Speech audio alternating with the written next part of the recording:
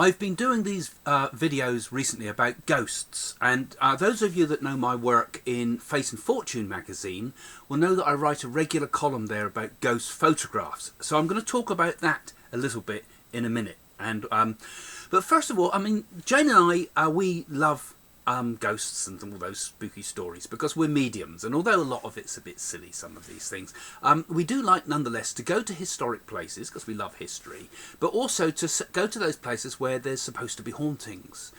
So this week we went to a place called Knole House. It goes right back to sort of Henry VIII's time and Elizabethan times and so forth. So it's stuffed to the seams with all these spooky stories of ghosts and so forth. Not as many as some country houses, considering its age, but it's a fascinating place. Now, Knole House is an English country house, and it's in the area of Sevenoaks, as I said, and it's owned by the National Trust. There's some beautiful grounds there, with super tame deer all over the place. So Jane and I had a little look around it, and in particular we were looking for some of the ghosts that are supposed to be there. Now, without going too much into the history of the house, let me just tell you a little bit about two of the main spooky characters that are supposed to be there. First, we've got the dramatically named fella called the Black Knight. And he was known, his real name actually was Richard Sackville, and he was the third Earl of Dorset and was around from 1598 to 1624. And many people have seen his ghost roaming the medieval areas of the house. And when it's supposed to appear whenever there's going to be some misfortune to befall Knole House. So perhaps it was unfortunate that Jane were there, but we didn't see him. But anyway, he's spookily seen riding silently on horseback along the leafy areas of the place as well. And he got the name the Black Knight, and it probably comes from a portrait of him that actually hangs in the ballroom there, where he's covered in black, beautiful medieval clothes, which are sort of a gold finery in black. So Black Knight, nice and spooky name for him. So we were walking around looking for that and picking up the vibrations. And there's supposed to be another fascinating story there of the second wife of the Black Knight, whose name was Lady Anne Clifford. And she was the daughter of the third Earl of Cumberland she lived from 1590 to 1676. And she's said to walk along the dark avenue of chestnut oak trees in the north of Knowle's grand gatehouse. So apparently the story goes that the unfortunate Black Knight, she was a bit of a character to the old Black Knight and used to nag him all the time. And the story goes that she now follows him around the grounds, constantly nagging him for eternity. So beware, folks, there are some terrible things that could await you after death if you're not careful. But as you can see from the pictures I put up here, a beautiful place.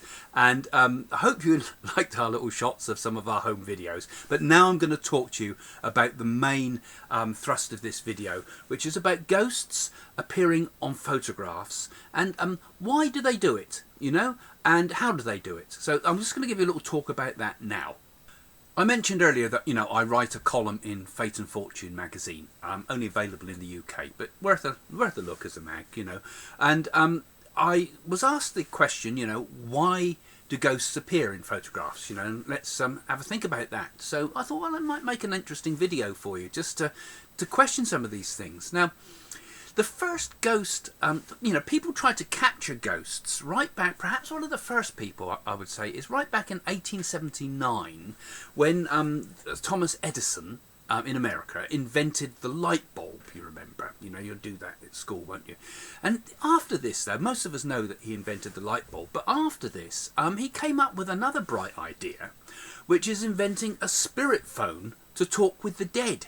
Right, it wasn't actually produced, I think, until much later. It might have been after he died. I'm not sure, but anyway, it didn't work. Basically, he didn't create a phone to communicate with the dead. But nowadays, I mean, most of the photographs I get in at the column about ghosts and so forth, usually I've taken on people's phones. So, maybe Edison was seeing something way ahead of his time, that maybe phones will one day communicate with the dead.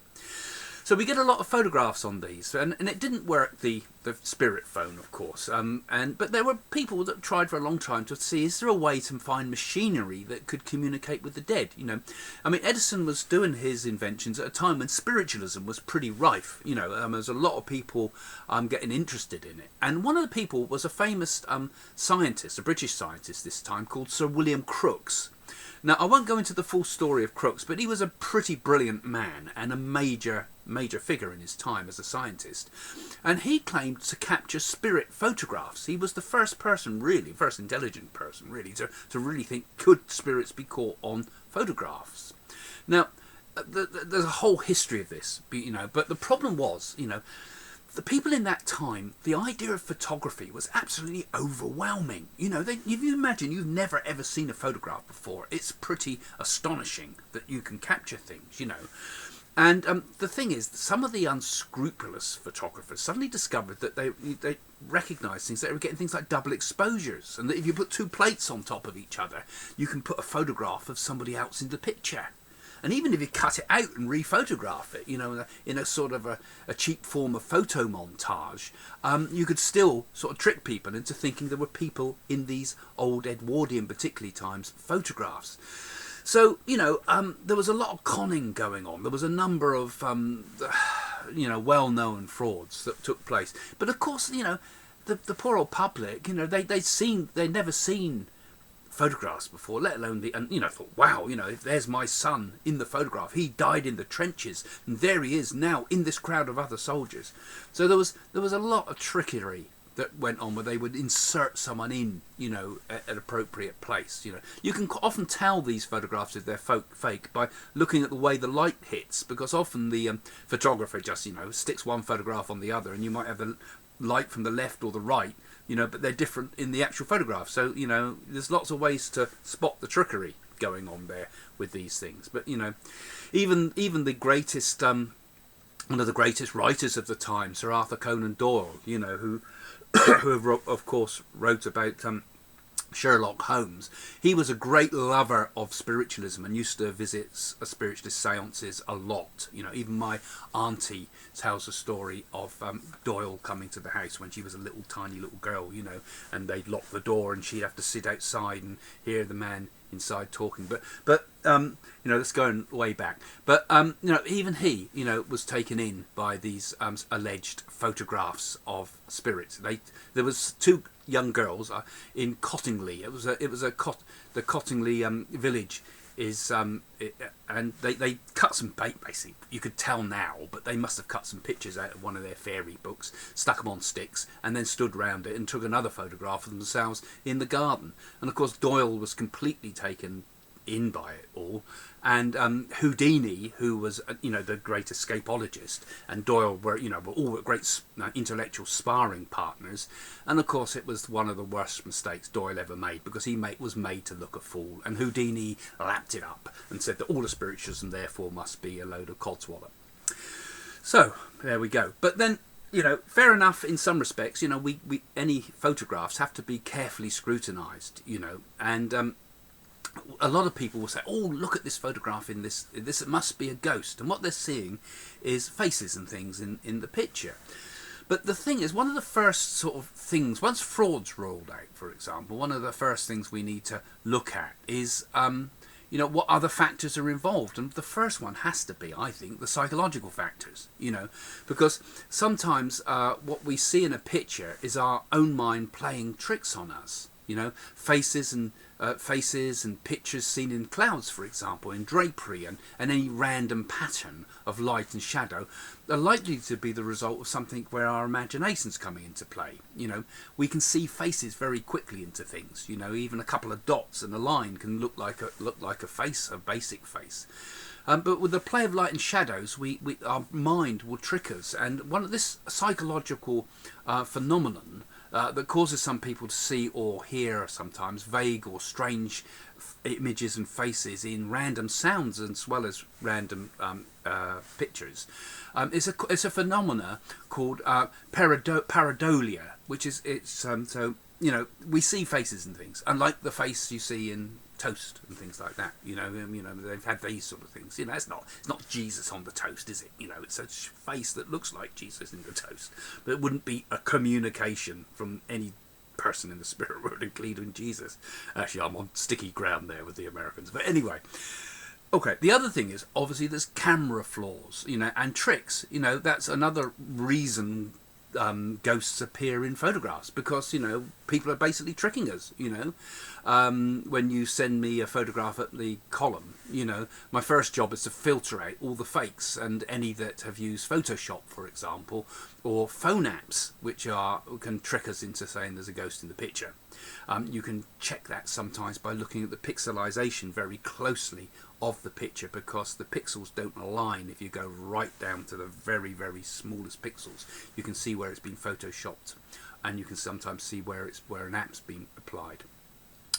But what remains can therefore be analysed to discover if it is simply the result of a photographic technique or something explainable, such as dirt on the lens or a dangling camera strap in front of the picture that has, caught the flash and looks like a great flash of light, but it's actually a camera strap. There's 1,001 things that you can find that can be easily interpreted as ghosts, but in actual fact are quite easily to explain.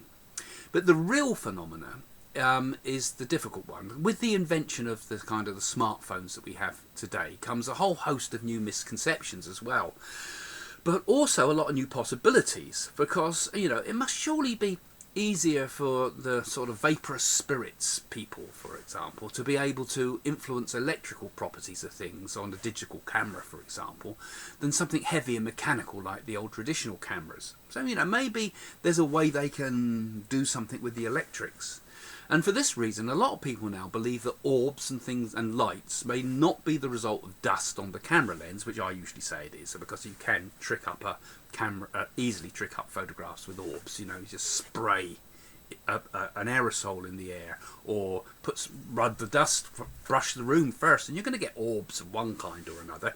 It appears on a lot of TV programs of so-called hauntings that have made a lot of money out of this for their producers. It's just spraying a bit of aerosol, or it's brushing the dust, So, we've got to be careful. But people say, well, yeah, no, that's some of it. Yes, that can happen, but the argument is, well, maybe it is spirit also influencing the electrical device of the phone, and these orbs can appear at a special time. One of the things, for example, is they've taken photographs of healers, for example, while they're doing the healing. No orbs appear before doing the healing. As soon as they do their healing and extend their powers, the photographs fill with orbs. So could that mean that something's happened there? So those are the sort of questions that come up, but people get carried away. We see faces in the orbs, particularly dust orbs, will make again this idea of psychological projection of faces. Anyway, that's one thing. So as you've probably gathered, I'm a little bit sceptical of the whole orb idea, but I'm not completely dismissive of it, because it is possible that we are getting a spirit light of some kind. Now, just that's another thing actually. People talk about orbs, but there's also in spiritualism what we call spirit lights. Now that's something quite different, which I've seen, for example, in a circle. When you're sat in a dark room, now you'll see lights floating around the room. Now, sometimes that can be the result of the flashing of the retina at the back of the eye, retinal flashing they call it, particularly if a person's got retinal problems.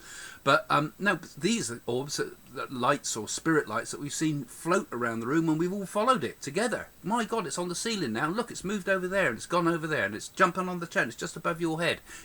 All seeing it together. That's a slightly different thing, I think, to seeing orbs with a digital camera. Okay, so... But there's been lots of cases in the past where people can actually project images, for example, onto a camera.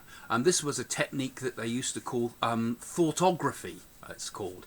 And it challenged a lot of scientists at the time. I mean, a lot of people also have completely dismissed it as trickery and so forth. But, who knows? Maybe it is possible. They used to, in this case, was pre-digital times, and they would actually project an image into the camera. They hold the camera up and project it into the camera. I think that's how they did it. I'm not quite sure. But and when it developed, they found images of towns and things like that, all sorts of things. Look it up on Wikipedia. There's a few places you can look for thoughtography. there have also been cases, you know, as you know, I'm very interested in Indian mysticism, but there's been a lot of cases where holy men have done things to cameras. I mean, Sai Baba, for example, the holy man who I went to see in India, somebody came up to him and he touched the camera. I think it was the camera, and in that camera anyway, the final resulting shot was a picture of Jesus. I mean, it was the same picture as in the Shroud, except in life. You know, look that one up. That's a fascinating story in the background of that. And going back further still, there was another holy man, a Siddha yogi, as they call them, called Ramalinga Swami. He lived in a place called Vellore. And Ramalinga Swami, every time they tried to take a photograph of him, he would never appear in the photograph, ever. You know, they tried to take it many times, close up, everything. He would never appear. He was just not there. You know, mind-boggling stuff. You know, but these stories obviously I need to anybody that's, you know, scientists would want to investigate those. But you know, sometimes these spiritual things sort of defy investigation, I think. So it is possible. I believe anyway. I believe that these stories are true, and you know, that maybe we can influence cameras, and sometimes some of the things that come up in my column are really interesting. I mean, I know most of the photographic techniques that could explain away these things, but to be honest, sometimes I get the odd one that I think, well, you know, I can't put that down to a broken diode in the camera, or I can't say it's something on the lens, or I can't say it's a shadow of something, I can't say it's a double exposure. And when I've ruled all those things out, I can only say, well, you know, the jury's now open, because we don't know what it is. How can we possibly explain it? So I think that the reason that the spirit world would, I think, want to try to give something through photographs is the same reason that they try to come through a medium. I mean, they want to give to us proof that life continues after death, and by doing that they give us comfort. And maybe because nowadays, with the demise of traditional spiritualist techniques such as, you know, the production of ectoplasm, you know, I've seen no ectoplasm produced. I've seen fake physical mediumship often, but never seen true ectoplasm. But without transfiguration, which was another technique where ectoplasm would appear over the face and form another face on top of the other one, and without proper physical mediumship anymore, you know, I know many people that have witnessed really true physical mediumship with Gordon Higginson and Flint, the mediums, you know. But you know, maybe the spirit world now has to find other means, you know, and maybe mobiles and photography and electronic devices, you know, could be the way in. You know, and wait till we get to quantum computing and we start influencing on a level of the subatomic world to store our data. I believe consciousness comes from the subatomic. I believe we're quantum beings. That's where we reside outside of the material. That's what the spirit is, the quantum world. So maybe we're going to experience some incredible things in the future as technology and even cameras develop. Okay, well, there's some food for thought for you. You know, there's a lot of have a look at my column in Fate and Fortune magazine, maybe, and there's lots on my website about this too. So don't forget to subscribe, and see you again.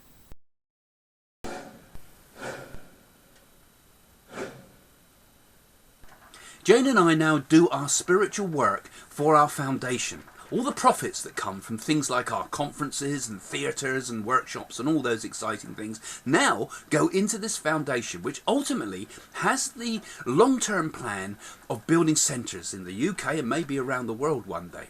But meanwhile, we've been doing a lot of direct spiritual work with it. We've been going out, feeding people in India, giving to the destitute, giving to beggars. We've helped feed schools, helped orphanages, and we've even given cows to older people that have no other form of income.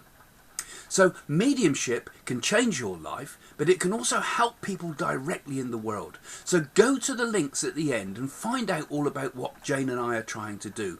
And you can do a lot just by sharing these videos on social media. Help us get the word out. Help us to do something really good in this world.